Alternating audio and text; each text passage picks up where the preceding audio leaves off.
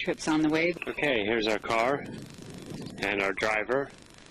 Big round of applause for the driver. And as you can see, we're in a kind of ordinary neighborhood. I'm sure they appreciate the guests of the bed and breakfast filming their houses. Nobody on that coach. I know. I wonder what it's doing. Unsuitable for large vehicles. Huh?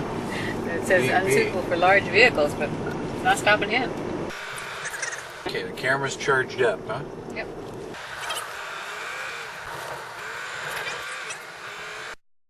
Dropped by a golf course which was very picturesque on our way out of St. Andrews. All of the little villages that we stopped in to walk around. I was particularly interested in seeing the parts of the East Nook that related to Dutch influence and Dutch trading. These included red roofs and stepped gables, and I'm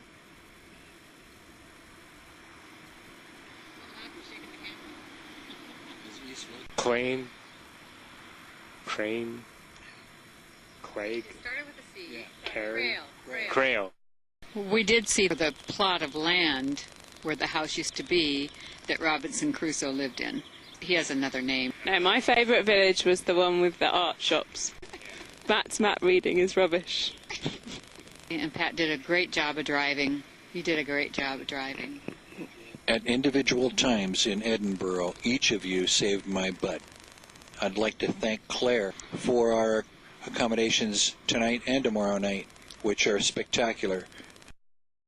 I'm so far very impressed with Edinburgh. It was a really nice day on Thursday, really sunny. We went for a walk around Edinburgh.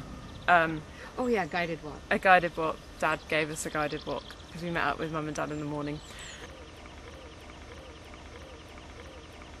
And we went to Holyrood Palace, which was really good. They had an audio guide tour, which was fun.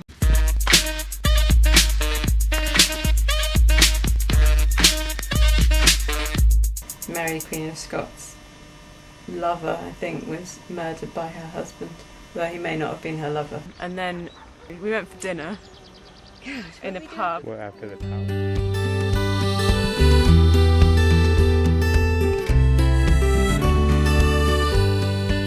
And then on Friday we went back into Edinburgh with Mum and Dad and Pat and Diane, and it was really cold, which we weren't expecting, so Diane had to buy a coat and Matt had to buy a hat with orange hair coming out the sides, which he'll show you a picture of later, I'm sure.